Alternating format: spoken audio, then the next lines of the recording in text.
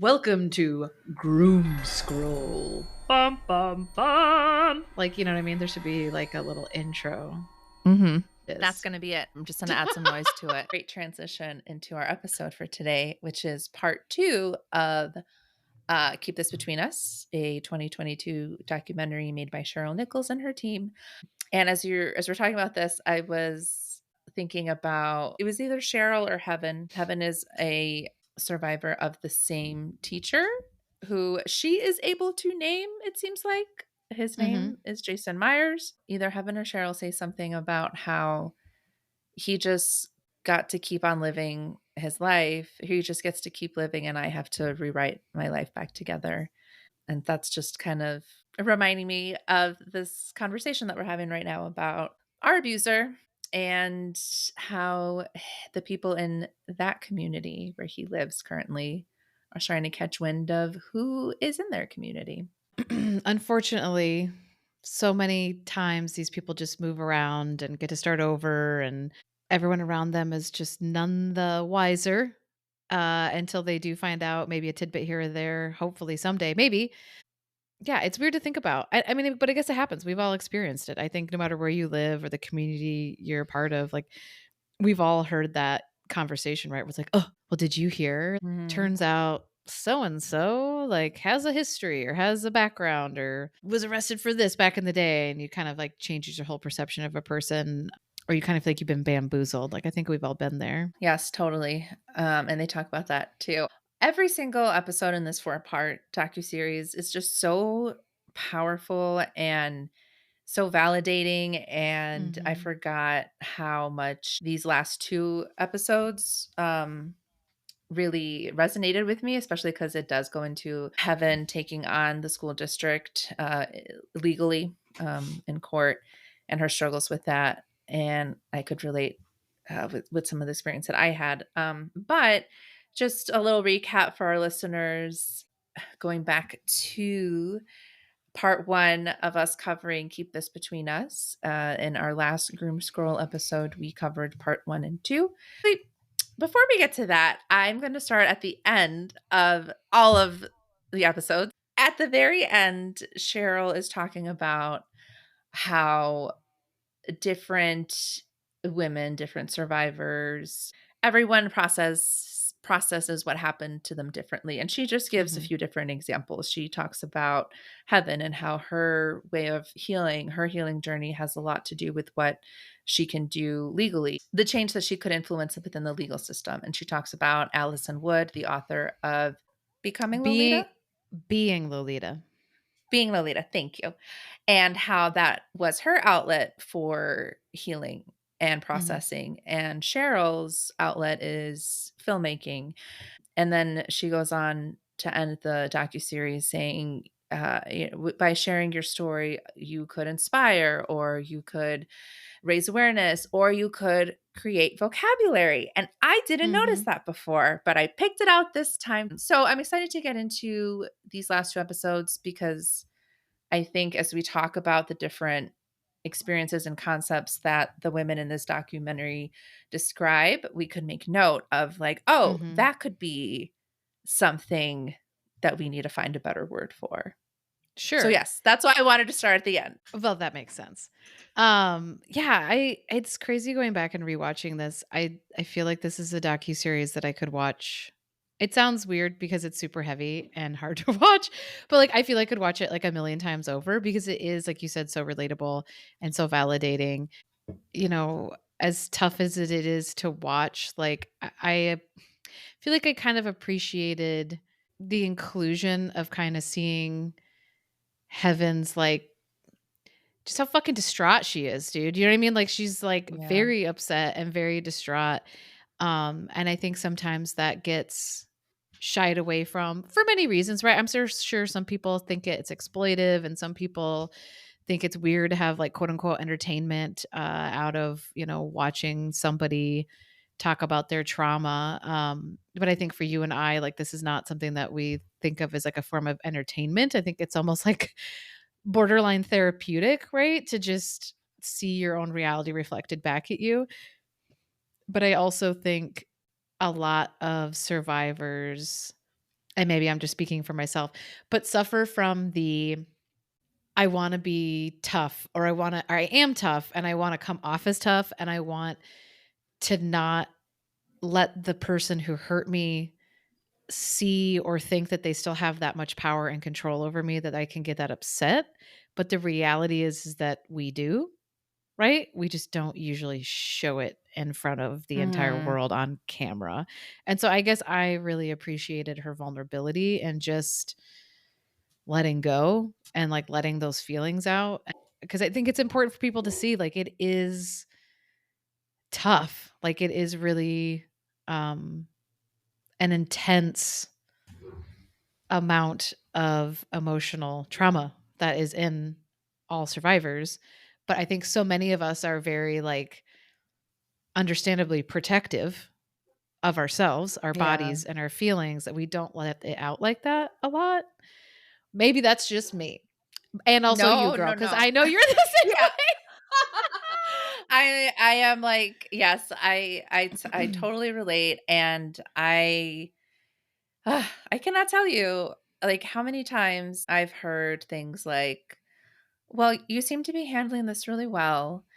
Uh, Yes, for sure I want to be strong. Like I know going into every legal meeting I had, I wanted to define that experience. But Mhm. yeah, that doesn't mean that just because I'm not crying or my eyes aren't swelling or I'm not blowing my nose or I'm not saying like, "Oh, I'm sorry, excuse me," which is totally fine, if you do that, Yeah. but that's just not my experience or how I react. That doesn't mean that it's not hard for me. And I feel like sometimes I Mhm. do have to even remind people close to me who might see that because I'm talking about it and I'm able to get through a sentence without crying or without my voice shaking, that means that like I'm okay and everything's okay now.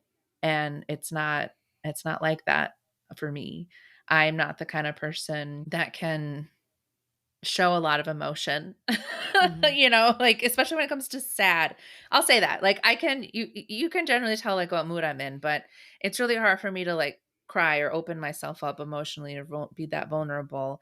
And I agree. I think seeing it and seeing how Heaven's experience I loved to hearing her partner talk about, like, what he saw and noticed, and, like, I Mhm. think it was helpful to see from the perspective of someone close to Heaven of, like, him saying, like, I have no idea what it's like being in her head, like, she appears this way, but I know there's another side, and yeah, I think Mhm. that was very, very relatable. Yeah, and I mean, I think it is funny to think about how differently everybody reacts to things, and obviously, you and I most closely have experienced our own processing, and then each other's to a certain extent. Not that we're like live together and see each other every day, but I feel like there was a moment pretty far into our process, like I think a year and a half in, where you were like, I don't know, maybe I'll cry today. And I remember being like, "What?" And you were like, "I haven't cried yet." And I was like, "Oh my god, dude, Oh, yeah. I I Yeah. pretty much I pretty much didn't stop crying for probably like the first month after I first reached out to you. Like I was borderline hysterics for like a month straight, and it caught me off guard because there was that part of me that I just assumed, right? Like, "Oh, well, she's Mhm. just sitting at home on the couch crying because that's what I did." Right? So even myself, like I made assumptions about how you were processing things, but then I have had people say that to me, of even kind of the opposite of, I've had friends say, and not that it was bad, and obviously what they were trying to say was like a compliment, but I've had people say like, "Oh, you're so strong and you're handling it with such grace, and it's so impressive. Like I would never be able to. I'd be a wreck." And I've been like, "Oh, I'm a wreck. I'm just Yeah. extremely You just don't protective see about it. who gets to watch that wreck." Like, Yeah. Yeah, yeah. I don't know if you've noticed, I didn't leave my house for about 2 months. It's like, no, I was not okay, like, and it was all right. Like, I needed to do that because I had spent 18 Mhm. years not fucking dealing with it. So I spent 2 months kinda just living in it and only in it for a quite a while, you know what I mean? And that was how I dealt with it, as I just went, like, up to my eyeballs in trauma, and I was just like, "I'm gonna wade through it, man, because like, I'm done tiptoeing around the bog." So yeah, it is just interesting. And, even within this docuseries, just watching the different people they talk to, how differently they all talk about their abuse and their trauma is very different person to person. Not every single one of them cries, and some of them just tear up, and some of them get very upset. So I think it's just a good reminder to all of us, not, other people, but myself included, that yeah, there is no right or wrong way to process this kind of stuff, and there is no like textbook, well, if they're not crying, they're upset. I also feel like as a woman, specifically in the context of legal matters or even the meetings that we took with some school administration, unfortunately, I feel like there's a cultural bias of like, if you cry and get upset, you're going to be taken less seriously, because then you're like, you're just so emotional. You can't control yourself. Like, you're just like a little child. So I feel like Oh, for interesting. me, I get very heady about, I am a grown adult and you're going to listen to me and take me seriously. And if I cry, it's going to somehow make you think less of me in this conversation. And maybe that's just a me problem. I don't know. Yeah, so that's so interesting because and here's is the difference right here is that my experience has more been I got the vibe as I was going through the lawsuit and the other legal steps that people and I guess more referring to the media and the local media that interviewed me at the press conference and also my legal team. I got the vibe that I needed to I'd be more believable if I appeared to be more emotional. That being like a little more serious and just direct made it seem like, "Oh, well, look at she's totally fine talking about it." Mm. And and it reminds me too, it's interesting because in the documentary, Heaven oh god, it's so frustrating. It's not interesting. It's fucking frustrating that the defense for Jason Myers, the teacher who groomed and sexually abused Heaven, the defense was trying to say, "Oh, look at her social media. Look, she's having fun. She's smiling. She has a Mhm. job. Like she's a functioning person. So that must mean she doesn't have anxiety or depression."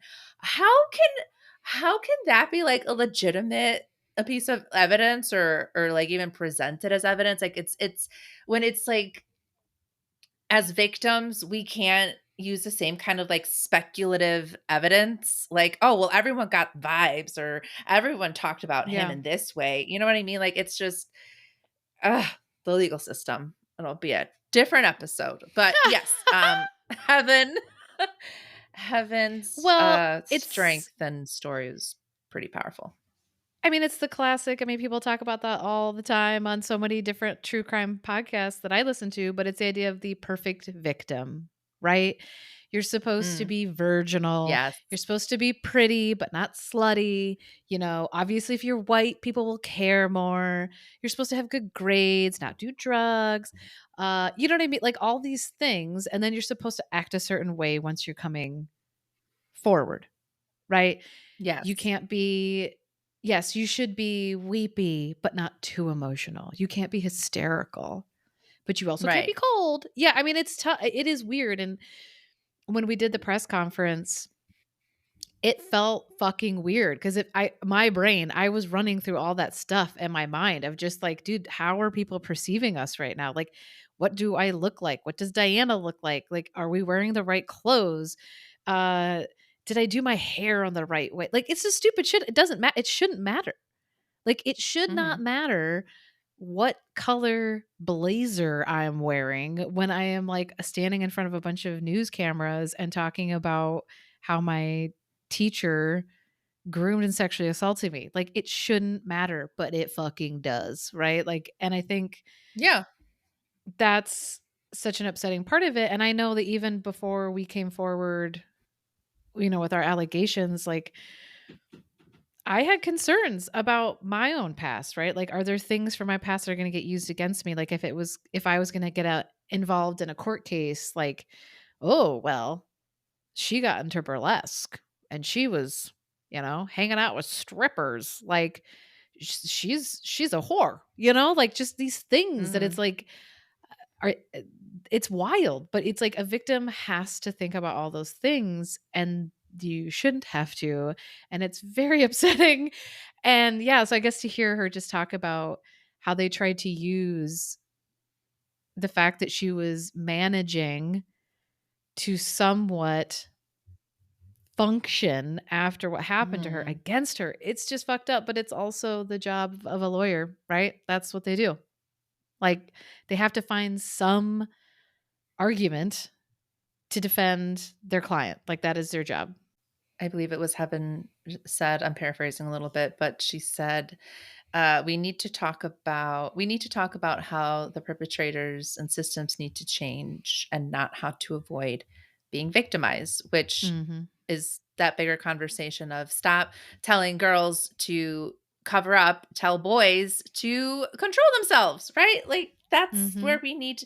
we need more preventative measures. I mean, it was frustrating to hear and see Cheryl talk about, and Heaven talk about how if someone had just like all these different steps or all these different points where he could have been stopped, where Mhm. so that's Heaven didn't have to go through what she did.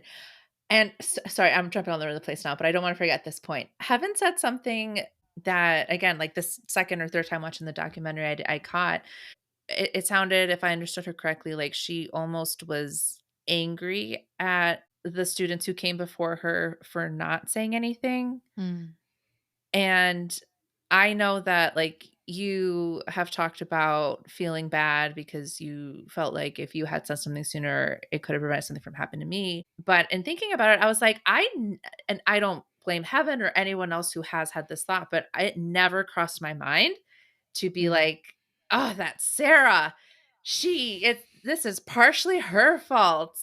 But I get the want and need for humans to blame anyone for something bad that happens. Yeah, and I think it's too bad that some people can't lay the blame solely where it belongs, which is on the perpetrator, right?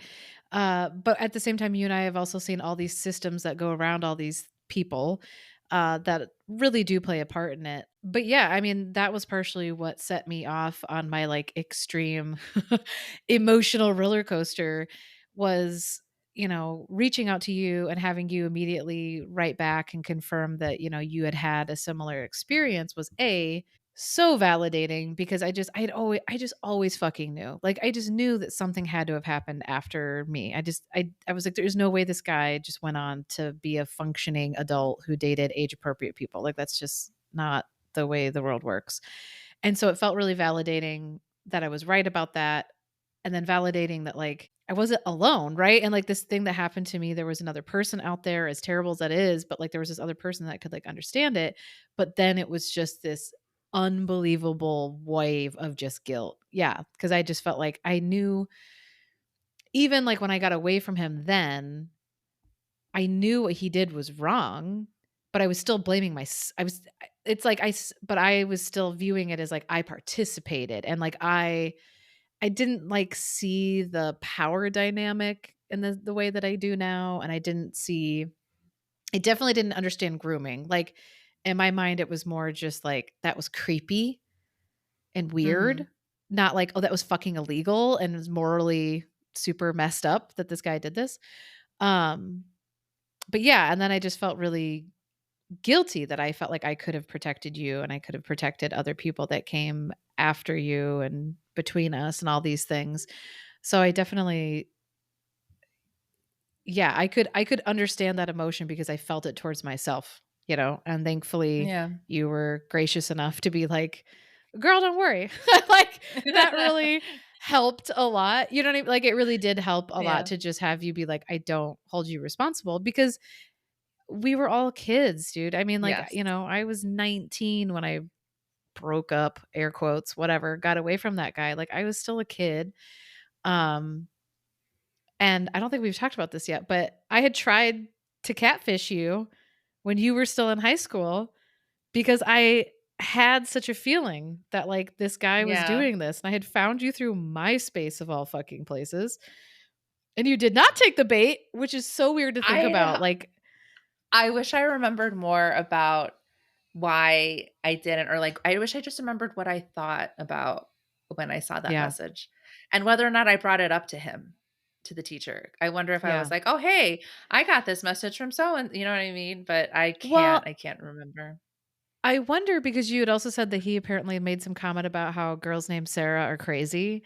And I do wonder if it Girl's wasn't named like Sarah with an H. with an H, which is what mine is spelled with, Yeah. that they were crazy. Because I also one time, like I think it was like a year after I broke up with him, I tried to get a hold of him because I was like starting to get angry about it. Like I was starting to get like, wait a minute, maybe this was fucked up. Right. And so I tried to reach out Mhm. to him and like his phone number had changed or something, probably because he moved. But I still had his brother's wife's phone number, and so, like, I called her and, like, was very upset on the phone, and I feel like I said something, like, "You can you tell him to call me?" Or, like, "Can you give him my like, here's my phone number, can you have him call me back?" Shocker, he never did. But, like, I'm sure in his mind, he's like, "Ugh, this girl's a stalker," and it's like, that Yeah. girl was trying to hold you accountable. Do you know what I mean? And, like, I feel like because Yeah.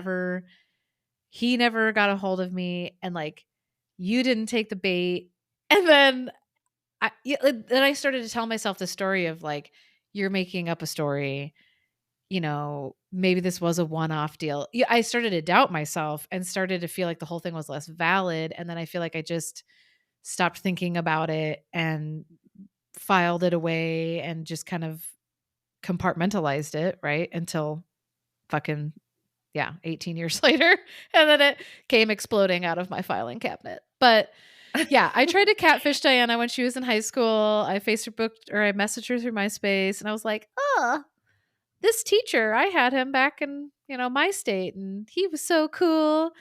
I see he's your favorite teacher." And I was such a stupid message. I made a fake account. Like I was Oh my god. because I didn't want you to I was so Yeah. afraid that I was wrong and that it would, like, get back to him Right. and that he would, like, yell at me. I mean, it was such a horrible mix of, like, knowing I was right on some level, but doubting Mhm. myself and wanting You to thought you find were gonna get out. in trouble Yes! Which is for insane. something. Yeah, yeah, yeah, and at this point, Ugh, you were what, like, a quote, 20, unquote, "an adult," maybe? 20 something? Yeah, I would have Yeah, been in yeah. college still. Yeah. Oh, let me tell you regrets. How much I wish I would have just called the police at the time, but we can't go back and change Yeah. things now. No, we can't. Part 3, episode 3 starts. I think it's Cheryl.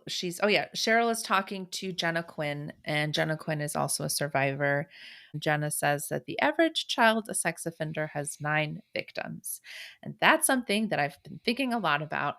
But before we open that can of worms, Cheryl also is telling Jenna grooming led to what some people would say is a consensual relationship. And I think that was part of what was so hard coming forward. Like I had a part in it and there was a lot of Mhm. judgment that came my way. And I think that is something that needs a word or needs to be studied is that period between well, you're 18 and you are making decisions, but you're still under an influence. You're still in that grooming because I think Mhm. that's where so much shit like legally gets held up is once Yeah. you turn 18, like you've lost all, I don't know, credibility. Would that be the word? I don't know. Well, no, I mean, you and I have learned a lot about the limitations of state laws, and certain states are trying to change those laws. But I think in a lot of people's eyes, and I mean, I hear it all the time. I mean, people just think like, "Oh, well, you're 18. You knew Mhm. better. You're 18." And it's like, have you talked to an 18-year-old lately? Do you remember being 18? Like, it's such a ridiculous argument to me because you're pretty much saying like, "Oh, well, if your teacher had sex with you on Monday when you were 17, that is a moral line and that is a legal line and that person should be arrested and that person is a sexual assaulter of a minor and it's all these things." But then if they do it on Tuesday when you're 18, it's all right because it's Tuesday?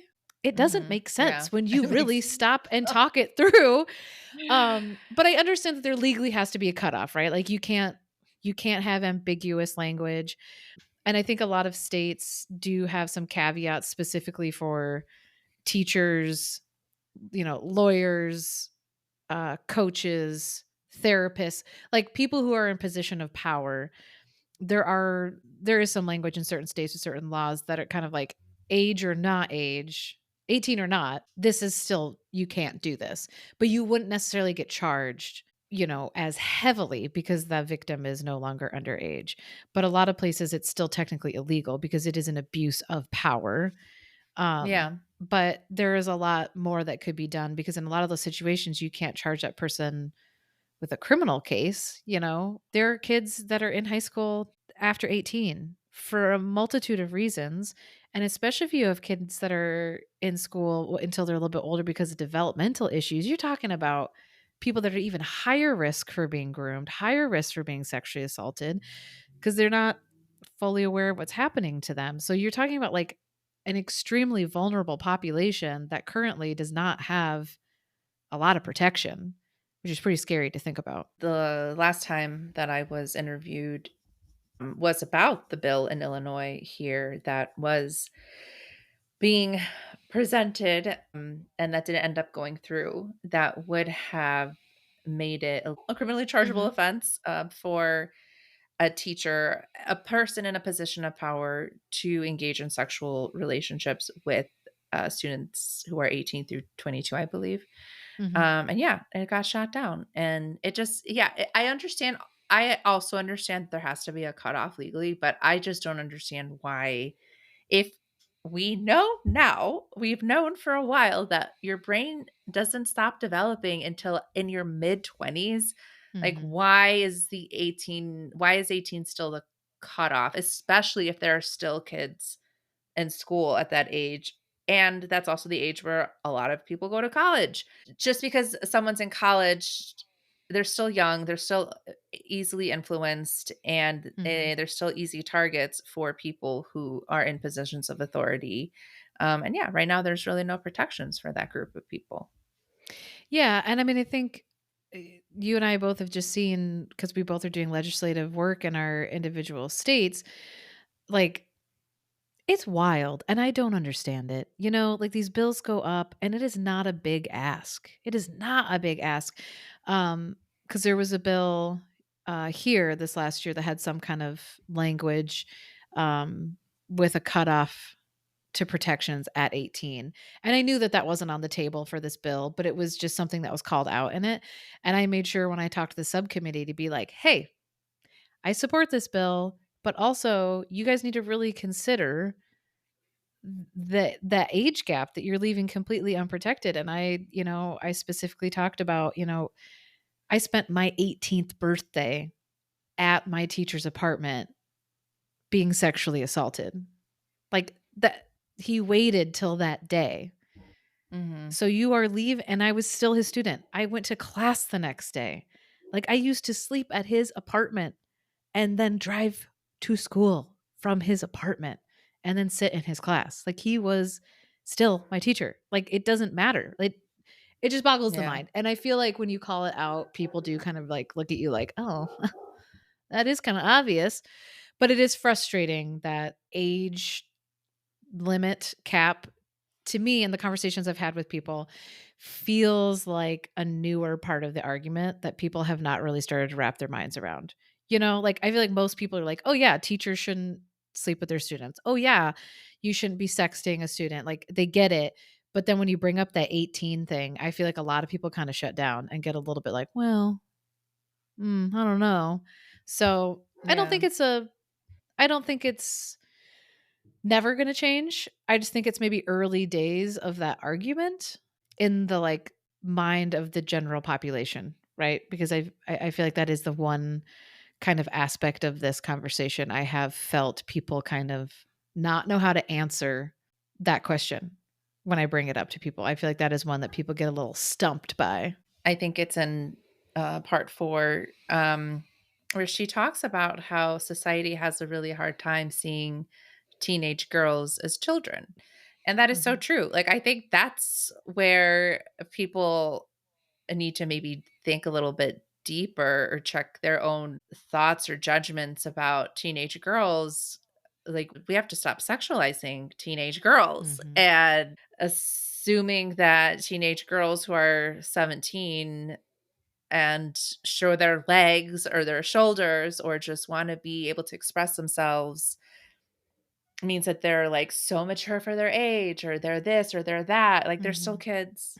And I know that's something that you've talked a lot about too, especially as in our Groom Scroll episodes of the theme really does seem to be like, "Oh, no, the teenage girl, she's so dangerous," and Mhm. I think that's something that really, as a culture, as a society, needs to change, and that's a tall ass order because I feel like since the beginning of time, women and little girls, kids, we just historically have not done a very good job at protecting kids in general.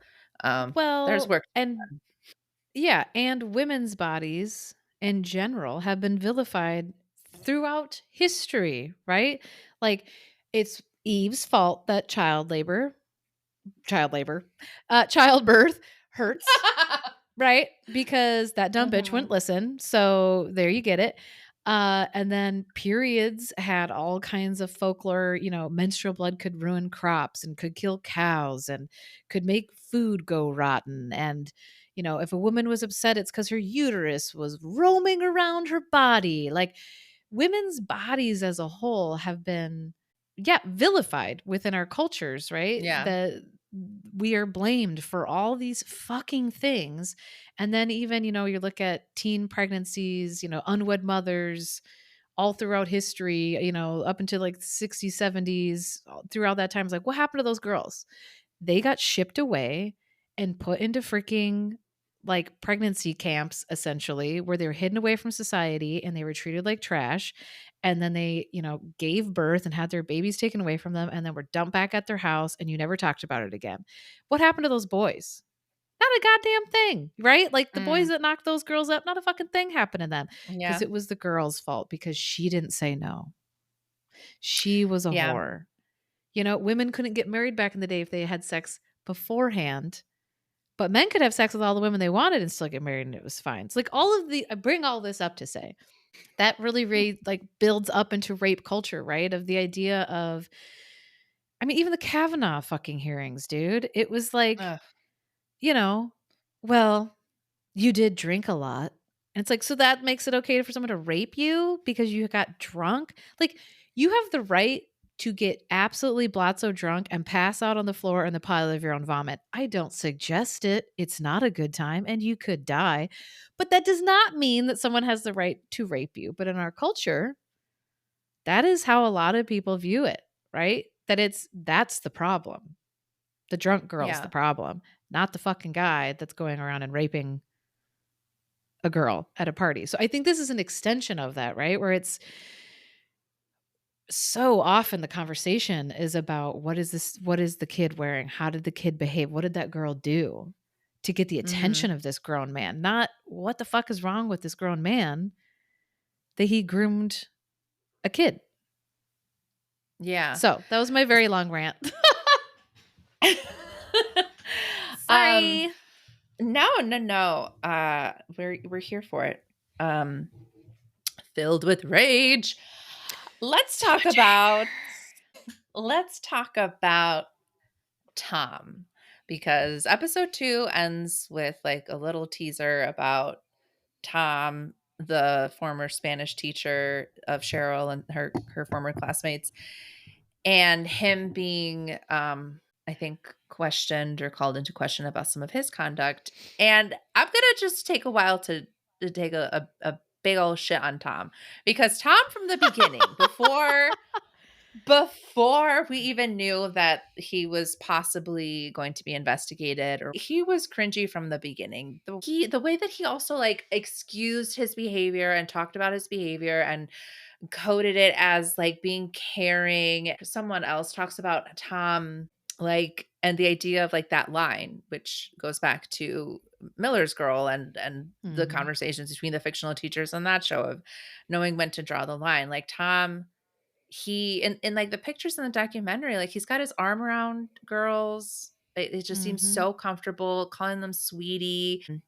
I think if I understood correctly, he was fired from a job in Texas. And even the way he talks about that is just like the lies that he tells himself to be able to excuse his behavior. It's just, it was so frustrating. So he goes, so Cheryl talks about giving Tom the benefit of the doubt, even though during the visits that she did at his place for the documentary, she says that some of what he said was really triggering. And, um, even with that, like she wanted to give him the benefit of the doubt that nothing had ever happened. And then you see Tom talking about it and he's like, "Oh yeah, I was called in over the years for air quotes inappropriate relationship. Oh, the classic girls hang out in your room all the time and da da da." Like I just flippant, and I don't exactly know where my rant about Tom is going here, but I just felt like You're from the like, beginning I just want people to know I don't like Tom. I think what's so frustrating to me about Tom is that, as we have said many times on Blooming After Grooming, we have so much respect for teachers. I work at a stationery store, and anytime a teacher comes in and I know they're a teacher, I say thank you for what you do, because being a teacher these days isn't easy. And I think it's so frustrating to watch someone like Tom and take advantage of the position and under the guise of like, "Oh, I'm just I think he even said, "I made the stupid ass decision of actually caring." Shut the fuck up, you drama queen. That's not the issue here. And then him, like, also defending, like, the text messages and blaming Mm. the Spanish language on why people couldn't fully understand the meaning behind his text messages, until he actually does say, like, "Oh, yeah, maybe I shouldn't have said kisses. Maybe I shouldn't have said I love you." Just fuck you. That's what I Well, have to to say. me, it's just the classic inability to hold yourself accountable, inability to own your shit. Which listen, it's not fun. It's not fun to hold that laundry basket of poo, but we all have it, and we all need to do it. I just find it fascinating that he agreed to participate in this documentary. It just goes to show you like how arrogant he was. That he was just like, "Oh, sure, I'll go and talk about this. Like, there's no way I'm gonna talk myself into a corner," which he clearly fucking Yeah. did. Like, Yeah. it's kind of amazing to see just that arrogance. But you and I have talked about this a lot under the filter of like our abuser is just that question. Like, do you believe this shit that you're saying? Like, have you groomed yourself in some manner that you honestly think this is reality? So that you can live your life and wake up every day and look yourself in the mirror? Or are you just a douchebag? You know what I mean? Probably both, but like it's fascinating to me on a psychological level of just that level of self-denial and just perceiving reality in a completely different way um to justify your own terrible behavior. And I think a lot of people do it, and we all have on some level. It's easier to try to say, "Well, I didn't know any better." Right? Like I didn't know that this was offensive, or I didn't know that, so it's okay that I said what I said. And it's like, or you could just say like, "Yeah, that sucked what I did, and I- I've learned from that experience, and I wish I had not behaved in that way." Like there's shit I say all the time that I think back Mhm. and I go, "Fuck, I did not handle that conversation well," or "Man, the way that I was thinking about the situation was really filtered through my lived experience only and not taking into account like other people's reality." Like I don't know, but to me that's like growing up, and that's being an adult and like evolving. And so I guess it's just a lot of people don't do that. And if you're Yeah. just a creepy bro, I guess you're not trying to better yourself. You're not looking back and thinking, yeah, because I just felt like the whole time he was never saying, "I wish I would have behaved differently. I wish I would have understood the gravity of the way I was behaving with these students and the impact it had on them." Never. That was not, it was just like, "Well, I was being a dummy." And it's like, I think that's what sucks about it. But I think it's unfortunately how a lot of people move through the world. Cheryl said in the documentary, that Tom something about not understanding where the line is and then placing the blame on everyone else because he can't Hmm. teach the way he wants to teach. And the way that he wants to teach is in this really creepy, I have to get close to you and call you names and put my arm around you, and Mm. it's because this is the only way to really connect with students, is to just immerse yourself as one of the most important people in their lives. But going back to what you said about these kinds of assholes not being able to take accountability, she Cheryl mentions, and I think it's in the first episode, when she's emailing back and forth with the teacher about whether or not he's willing to talk. After the last one that he sends her, she is upset. Like, she's clearly upset that he is kind of just shooting her down and telling her to like get over and whatever. And she says, I think I want him to admit it because I think I want to believe that he's somehow good. But he's Mm. continually making a decision that is keeping the secret, putting me in the shame place, and not caring about or admitting to everything that happened to me and everything I experienced, and not acknowledging how it affected my romantic relationships, my sexual relationships, my relationships with my other teachers. Yeah. So, and I think we've talked about this too, Sarah, that like that's, I don't want to speak for you, but like that's what I wanted when I first started this whole thing. Mm. One of the first exercises I did with my therapist was writing a letter to him. And Mhm. as I was doing that with my therapist, we were talking about like, well, what do you want, out of this? I was telling her, I have this realization now, like I know this thing that happened to me and I just don't know what to do with it now. And she was asking me like, in an ideal world, like what would be the best outcome? And I said, well, I just want him to know that I know, and I want him to be able to acknowledge what he did. Mm. Um, which I think is what most of us want. And sadly, I don't think many of us get. No, I completely agree, and, you know, I feel like I did have a bit of that pipe dream when the police first, brought him in for questioning, which I gotta say, it tickled me on a level Oh, I just can't express. I wish I could Knowing have been a fly on the wall. I would pay money to just, like, watch his face when he found out that there was a police report and he had to go into a police station. Told me because it had to have been terrifying. It would be it was terrifying to fucking talk to the police and we were the ones harmed, right? And it was still Mm. stressful. I And can't not imagine being on the lying. other. No, we were We telling the weren't truth trying and to I was keep still track like, of lies. yeah, Yeah. no, but I mean, obviously talking to a complete stranger police officer on the phone about your sexual assault is, not not a super awkward, semi-traumatic experience all in itself. Not that they were dicks about it or anything, but it's obviously not super fun because unfortunately the police need great detail. So, it was a bit of a unpleasant experience kind of going through that. But I did hold on to the dream and I think I'd even said it to you that I was like, "Well, he's going to think that they're just bringing him in because of you. And then when they say that they know about me, he's just going to be like stunned and it's all going to fall apart and he's going to admit to everything." Like I thought I agree. Yeah. I guess I just thought there was, and I guess that's not me thinking he's a decent human being, but just thinking that we could get one over on him in some way that he would finally fess up to what he did. He indeed lied to the police and, said we were lying about our dates and all that stuff. He didn't admit to having had quote unquote relationships with either one of us. He just lied about the timing of all of it so that he would not, you know, Mm. incriminate himself.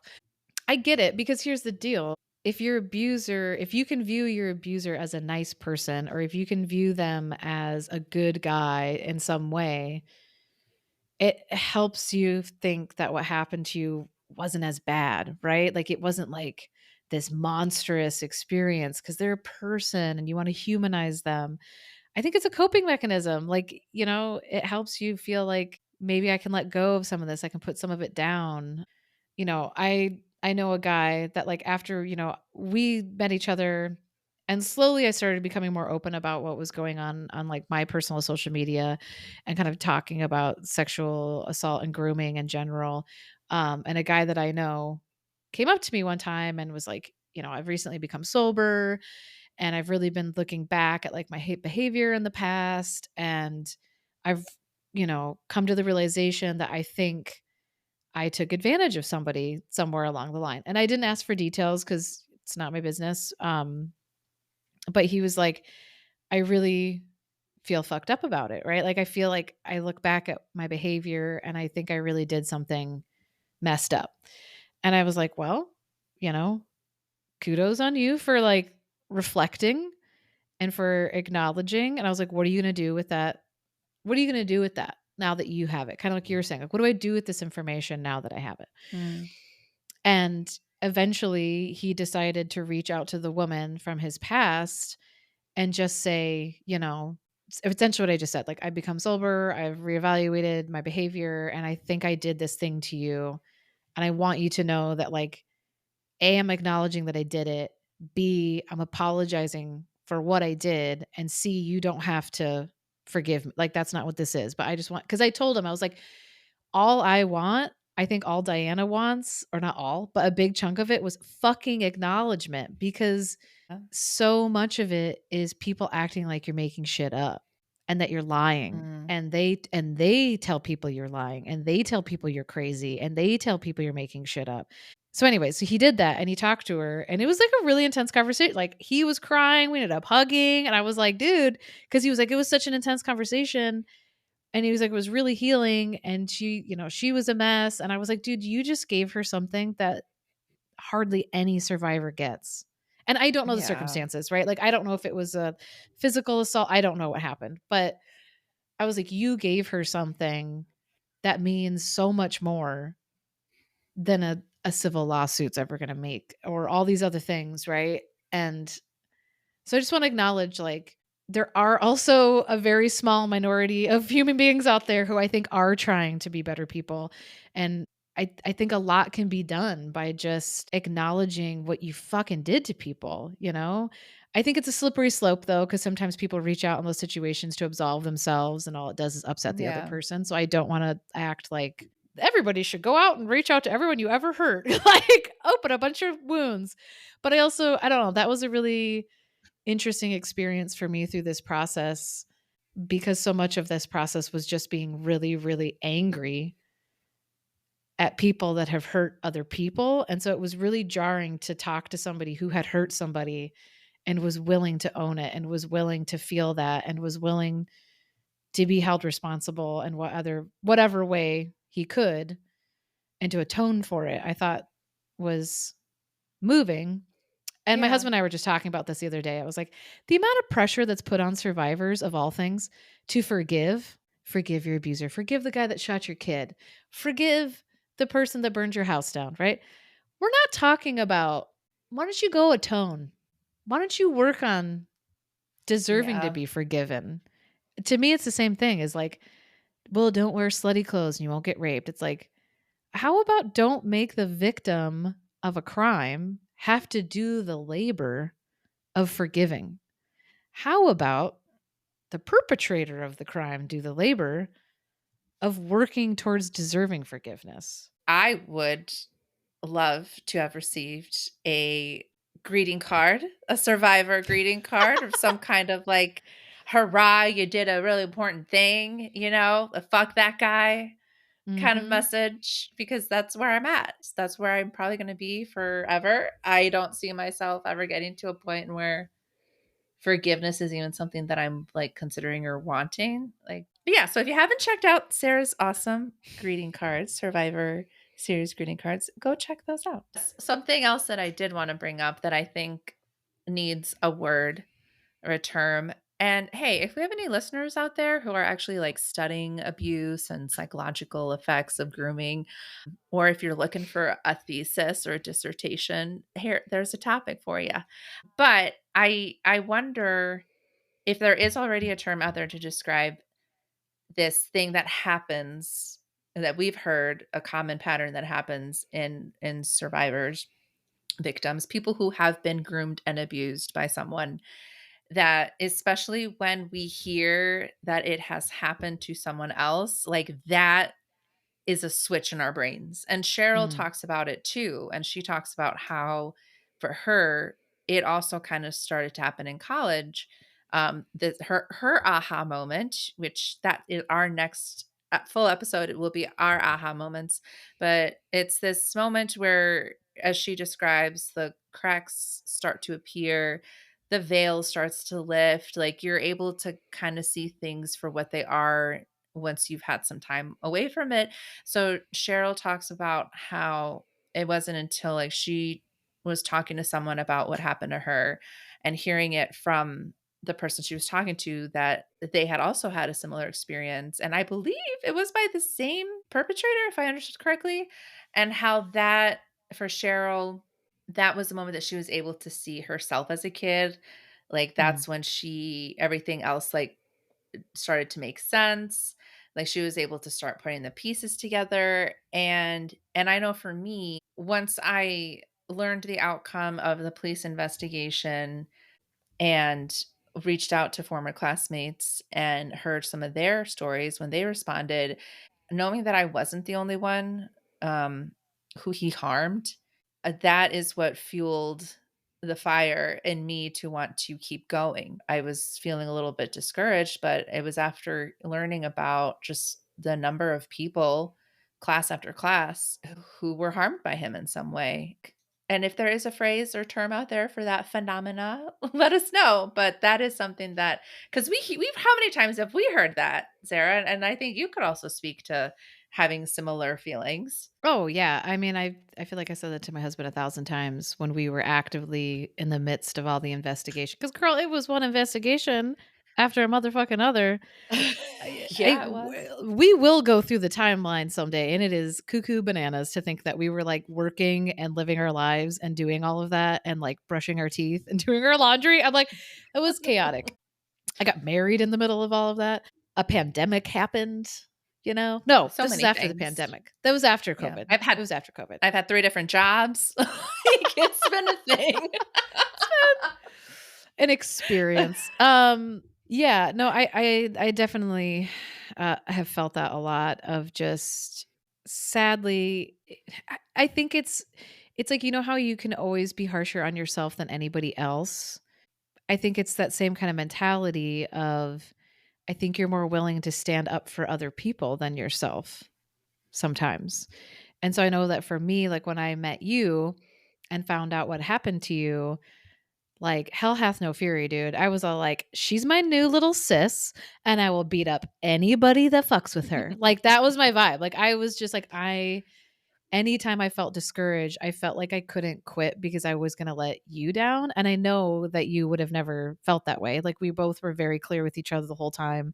Like if this becomes too much, if this is detrimental to either one of our mental health, we will stop. And same with this podcast. We have had that conversation about this podcast, right? Of this is something we want to do, but if it gets to a point where we can't, or if I have had a week or two here and there where I've been like, ain't happening. Like I am not in a good headspace for this right now.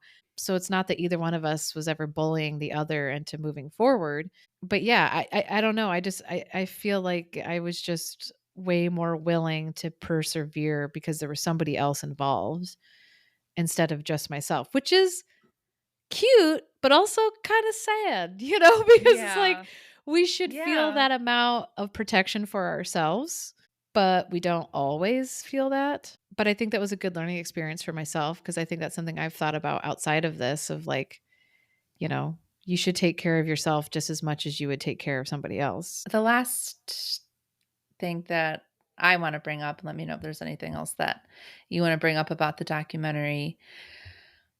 And this might be a longer conversation. I guess maybe we'll see how long this goes. Something that I find myself thinking a lot about, and I wonder, so Tom, going back to Tom.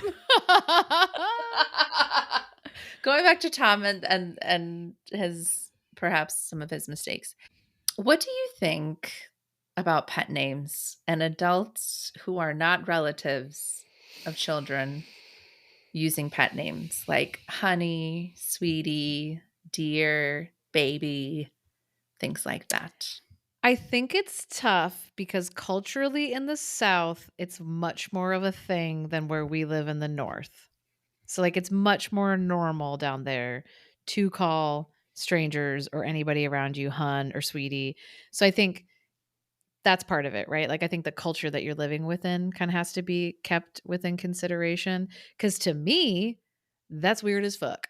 But I don't live in the South. So, because I know I've traveled to the South and yeah, sometimes people are like, oh, what can I get you, baby girl? And I'd be like, excuse you? And then you realize like, oh, that's just how they talk to people. Like, okie dokie. Like, you know what I mean? So I think there's a little bit of that cultural piece there. I would say I think it's weird, but that's not the world that I live in, I guess. Yeah. Well, oh, sorry, go ahead. No, I was just gonna say, what's your stance? Well, and I'm still trying to also formulate my stance because, yes, culture is one thing. When I was in internship to be a school counselor, I was interning with a counselor who did call her students like sweetie, hun. She'd say things like, "Oh, you're perfect." But it felt and that felt nurturing to me, like as her intern. I was kind of looking to her and the other counselors in the office, and it felt like nurturing. It felt like authentic and sincere and just like caring. But once I left school counseling and entered government funded nonprofit work, there were specific trainings on how to behave with kids because the kids that I worked with were also kids from different countries who were here by themselves. And so they were very adamant about like no pet names. Do not and in Latin culture too, like calling kids like mija, mijo, cariño, things like that, like pet names. It's also very, very common. Like we're very affectionate, welcoming people. And that was like a conversation I had to have with a lot of my staff was like, no, no, no, you can't, like the boundaries is the thing, like Yeah. boundaries. And I after taking this training, like I think I'm more on the side of having those firm boundaries and not using pet names because it can blur the line. Like it can blur the line. This kid might see or think of you as more than what your role actually is because you are giving them this special name. You are giving them the special attention. You are talking to them in a different level than just professional to client or teacher to student or whatever. So I don't know. I think, and it might be unpopular, listeners, feel free to write in and join the chat in our Instagram, but I think I'm leaning more and more towards just no pet names. Now you're making me think about, I'm pretty sure I called my coworker sweet baby girl today. I was like, oh, sweet baby girl. You're two adults. You're two adults. That's true. Right? Like this is true. We are two adults. This is true. I'm This is talking very about true. kids and specifically like kids who see I the know, same, like, but I you know what I sometimes mean? catch Like, myself saying things where I'm like, should I have just said that? Which again, oh yeah, all I'm the not time. saying that I do that anyone should too. be perfect. Just don't be a criminal. Yeah, no, I mean, I don't know if I remember teachers saying stuff like that to me when I was a kid. I'm sure they did though. I mean, it's fucking 90s. I'm sure it was like, come here, sweetie. And like, I'm sure there's all kinds of that stuff going on. But no, I think it makes sense to have those boundaries. And I don't think it's a bad idea. I wonder if there is any of that kind of training for teachers in like a public school setting. And unfortunately, I think we've learned a lot about continuous education for teachers around grooming and sexual assault and boundaries is a lot of online portal courses. Yeah. And the reality is that they have to do a lot of them and it takes hours and there's a lot of clickety click click click next next next happening. And so I don't know that those trainings are as impactful as they could and probably should be. Yeah, because I mean, Yeah. I've talked to a I agree. few school districts about just like, it's not enough. Throwing 5 slides in the midst of 300 slides is not impactful. And it's really important. Like, I think sometimes people view it as, well, everything they're getting trained on is important. And there's all these, which it is. I'm not trying to say that other continuous education for teachers isn't. But I really do think a lot of people don't realize the impact grooming with or without sexual assault has on a student's the rest of their life. I mean, literally who they're going to be for the rest of their lives. So it is a high stakes thing. So yeah, I think it's a good question. And I think it's probably something that would be better with some higher expectations for continuous education for teachers. And another reason why our government should not be giving vouchers for private schools, because there are no goddamn regulations on the education, continuous or otherwise, for the people working in those schools, nor are there regulatory state driven systems better checks and balances of these people. Is there anything else that you want to discuss or chat about with regards to Keep This Between Us, Sarah? No, I mean, I think we covered a lot of it. I do feel like this for me is definitely a must watch for anybody that has experienced grooming and sexual assault, especially in the situation of educational systems. There are others that we'll definitely probably talk about down the road, but I just think this one was so beautifully done, so well handled, includes a lot of really, I think, interesting just base information for people who are trying to kind of learn about not just individual experience, but again, yeah, the pass the trash and state laws and the legal systems and all that kind of stuff. I think it's a wonderfully made documentary. I would add this. This is our first Groom scroll feature that is going to be put in the helpful pile, and I'm looking forward to finding more of these because I agree. I think when I first saw this, it was like a year or two after I began processing my abuse, and it just felt so viscerally just like a hug, just like feeling, even though I have never met Cheryl Nichols, I felt so connected to her and the other women in this documentary who were able to articulate thoughts that I've had but haven't been able to find words to express. Like it's a great documentary. I totally recommend it truly to anyone. And yeah, our next Groom scroll is going to be, I think we decided on May, December, correct? Yes, which I've never seen. I've never seen either, but I love me some Julianne Moore, and I think Natalie Portman's in it, and it's based on a true story. So I think this will be our first one that's based on a true story. That's a fictional feature film, not a docuseries. Yeah, and I hope people are like watching along. Apologies if you're getting traumatized by the bad stuff. Maybe listen first and then watch if you want to after you listen to us rant about things. But yeah, I will also open to suggestions people have for content that we could talk about on our Groom Scroll episodes. But I don't know. I think these are fun, and I feel like especially this Keep This Between Us series has sparked a lot more conversation about our experiences, which I think has been kind of fun weaving it all together. Oh yeah, and I have so many other notes of things that like I didn't even bring up, but I know that these points are going to get brought up in future episodes. So I'm not worried about that. Please write in to bloomingaftergrooming@gmail.com with any suggestions you might have, or just to say hello. Okay, thank you for listening. Yeah, come back next time. Yeah, that's a goal that I feel my therapist would immediately say, but why does it have to be everyone in your address book?